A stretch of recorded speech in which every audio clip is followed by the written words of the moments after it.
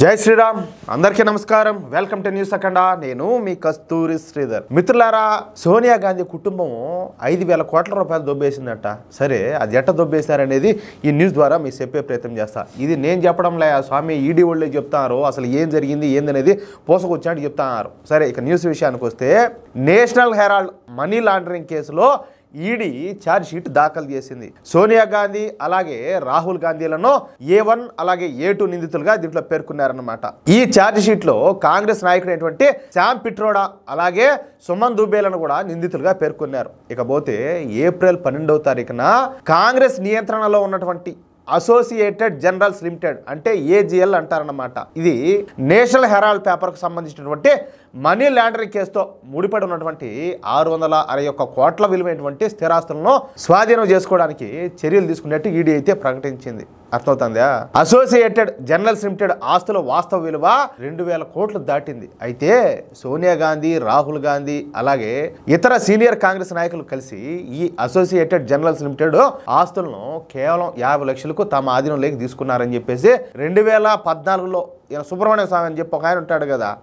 మాజీ బీజేపీ నేత ఆయన అయితే ఫిర్యాదు చేసినాడు అసలు అసోసియేటెడ్ జనరల్స్ లిమిటెడ్ అంటే నేషనల్ హెరాల్డ్ పేపర్ పెట్టిన కంపెనీకి ప్రస్తుత మార్కెట్ విలువ ప్రకారం ఈ ఆస్తుల విలువ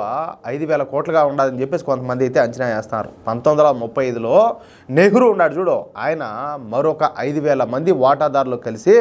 ఏమే స్వాతంత్ర పోరాటంలో ఉపయోగపడుతుందని చెప్పి నేషనల్ హెరాల్డ్ పేపర్ను పెట్టడం కోసం ఈ కంపెనీని అయితే ప్రారంభించారు చూడండి అసలు ఎట్లా ప్రారంభమైందో ఇది ఈ కంపెనీ ఒక పేపర్స్ మాత్రమే పబ్లిష్ చేయాలా ఇంకేం వ్యాపారం చేయకూడదని చెప్పేసి దాని బైలాస్ అనమాట అంటే దాని నియమ నిబంధనలు ఈ పేపర్ ఆఫీసులు పెట్టడానికని ప్రభుత్వం చాలా పెద్ద నగరాల్లో పలు విలువైనటువంటి స్థలాలను ఈ కంపెనీకి చౌకగా ఇచ్చేసింది ఈ కంపెనీకి 90 లక్షల 10 రూపాయల విలువ గలటువంటి షేర్స్ అయితే ఉన్నాయి అంటే 9 కోట్ల మూలధనం అయితే ఉండాలి అంటే ఇది నెహ్రూ కుటుంబం యొక్క సొంత ఆస్తి అయితే కాదు ఓకేనా 5,000 మంది వాటాదారుల యొక్క ఉమ్మడి ఆస్తి పేపర్ సర్క్యులేషన్ లేక మూతబడినందు వలన 2008వ సంవత్సరం వచ్చేసరికి దీనికి సుమారు 90 కోట్ల రూపాయల పైచిలకు అప్పులు అయితే ఉన్నాయి ఈ అప్పులు తీర్చడానికి అని చెప్పేసి కాంగ్రెస్ పార్టీ నేషనల్ హెరాల్డ్ కి వడ్డీ లేకుండా 90 కోట్లు అప్పించింది ఎవరో కాంగ్రెస్ పార్టీ ఇచ్చింది సాధారణంగా కంపెనీ దేవాలా తీస్తే ఏదో ఒక ఆస్తి అమ్మి ఉన్న అప్పులు తీర్చేసి మిగిలిన సొమ్ము వాటాదారులందరికీ కూడా పంచుతారు కానీ ఇక్కడ ఆ మార్చేలా అంటే 5,000 కోట్ల ప్రస్తుత ఆస్తుల్లో ఒక 100 కోట్ల ఆస్తి అమ్మి ఈ 90 కోట్ల అప్పు అయితే తీర్చేయచ్చు కానీ ఇక్కడ ఆ విధంగా అయితే జరగల మరి ఏం జరిగింది 2010లో యంగ్ ఇండియన్ కంపెనీ అని చెప్పేసి ఒక కొత్త కంపెనీ 5 లక్షల మూలధనంతో ఎంత కేవలం 5 లక్షల మూలధనంతో 38% సోనియా గాంధీ 38% రాహుల్ గాంధీ మిగతా 22 ఆస్కార్ ఫెర్నాండేజ్ అదేవిధంగా మోతీలాల్ వోరా ఈయన వచ్చేసి ఏఐసిసికి ట్రెజరర్ గా ఉన్నాడు వీళ్ళందరూ కూడా వాటాదారులుగా ఉండి దాన్ని ప్రారంభించారు ఈ కొత్త కంపెనీ ఆర్టికల్స్ లో పేపర్ పబ్లిషింగ్ బిజినెస్ అని చెప్పేసి ఎక్కడా కూడా రాయలా ఇప్పుడు చూడండి అసలు కథ నేషనల్ హెరాల్డ్ అంటే AGL కంపెనీ తన షేర్ హోల్డర్లు అందరికీ కూడా చెప్పకుండా తనకు ఉన్నటువంటి 90 లక్షల షేర్స్ ని అంటే 9 కోట్ల మూలధనాన్ని అదే విధంగా 90 కోట్ల అప్పుని ఒక బోర్డు మీటింగ్ పెట్టి ఈ కొత్త కంపెనీ అయినటువంటి యంగ్ ఇండియన్ కంపెనీకి ట్రాన్స్ఫర్ చేసేసారు అర్థమవుతుందా అంటే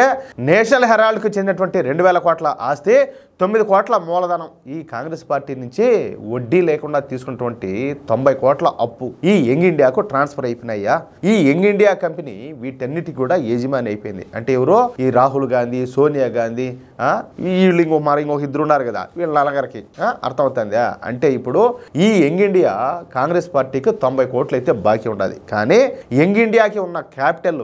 ఎంత కేవలం 5 లక్షలు మాత్రమే 5 లక్షలతో ప్రారంభమైంది ఇది ఇకపోతే 90 కోట్ల అప్పు ఎట్ట తీరుస్తుంది 5 లక్షల మూలధనంతో ప్రారంభమైంది అందుకని చెప్పేసి కాంగ్రెస్ పార్టీ పోనీ పాపం అని చెప్పేసి జస్ట్ ఒక 50 లక్షలు అప్పు తీర్చండి మిగతాది మేము రైట్ ఆఫ్ చేసుకుంటామని చెప్పింది పోనీ ఆ 50 లక్షలు ఈ యంగ్ ఇండియా కంపెనీ దగ్గర ఉన్నాయా అంటే అవి కూడా లేవు అందుకని చెప్పేసి కలకత్తాలో ఒక డమ్మీ కంపెనీ హవాలా కంపెనీలు అంటారు చూడు ఆ హవాలా కంపెనీ 1 కోటి రూపాయలు ఈ యంగ్ ఇండియాకి అప్పుగా ఇచ్చింది ఈ కలకత్తాకు చెందినటువంటి ఈ కంపెనీలన్నీ కూడా చాలా మందికి ఇదే విధంగా క్యాష్ తీసుకుని మళ్ళీ వాళ్ళకే అప్పు ఇచ్చినట్టుగా చెక్కులు అయితే ఇస్తా ఉంటాయి దీనికి 1% 2% కమిషన్ కూడా తీసుకుంటాయి సో ఇప్పుడు జరిగింది ఏంటంటే ఒక 50 లక్షలు అవి కూడా ఎక్కడయో తెలియదు అది ఇచ్చి 5,000 కోట్ల విలువైనటువంటి ఆస్తులు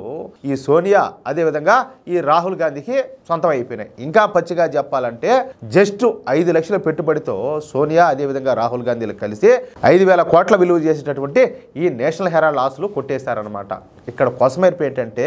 అసలు కాంగ్రెస్ పార్టీ పుస్తకాలలో నేషనల్ హెరాల్డ్కి 90 కోట్లు అప్పు ఇచ్చినట్లు ఎక్కడా కూడా రాయలా, అదేవిధంగా చూపించలా కూడా. ఇంకా విచిత్రం ఏంటంటే నేషనల్ హెరాల్డ్కి ఢిల్లీలో ఉన్నటువంటి ఒక బిల్డింగ్లో ఒక అంతస్తు మీదనే నెలకు 80 లక్షల దాకా రెంట్లు వస్తాయి, అద్దెలు ఉంటాయి కదా, ఆ అద్దెలు వస్తాయి అనమాట. చాలా వరకు గవర్నమెంట్ ఆఫీసులో ఈ బిల్డింగ్లో అద్దెకు ఉన్నాయి. మరి నేషనల్ హెరాల్డ్కి 90 కోట్లు అప్పు తీర్చడానికి డబ్బులు లేకపోవడం ఏంది? ఆ అప్పు తీర్చడానికి కాంగ్రెస్ పార్టీ 90 కోట్లు అప్పు ఇవ్వడం ఏంది? అసలు రాజకీయ పార్టీలు వేరే వాళ్ళకు అప్పులు ఇవ్వడం ఏంది? ఇవ్వచ్చా? చెప్పాలంటే అది నిషిద్ధం కూడా. ఇప్పుడు తీగలాగితే డొంకంతా కూడా కదులుతుంది. దీంట్లో సోనియా గాంధీ, రాహుల్ గాంధీ అలాగే వాళ్ళ పరివారం అంతా కూడా బాగా ఇరుక్కుంటారు. అది విషయం. అయితే మిత్రులారా, ఈ న్యూస్ కనుక మీకు నచ్చినట్లయితే ఖచ్చితంగా ఈ న్యూస్ నలుగురికి షేర్ చేయండి. అదేవిధంగా ప్రతి ఒక్కరు కూడా మీ యొక్క అమూల్యమైన అభిప్రాయాలను తప్పనిసరిగా కామెంట్ రూపంలో తెలియజేయండి. ఇక్కడ ఇంకో విషయం ఏంటంటే ఇంతవరకు మీరు కనుక మన ఛానల్ సబ్స్క్రైబ్ చేసుకున్నట్లయితే ప్రతి ఒక్కరు కూడా మన ఛానల్ సబ్స్క్రైబ్ చేసుకోండి, సపోర్ట్ చేయండి ప్లీజ్. జై శ్రీరామ్.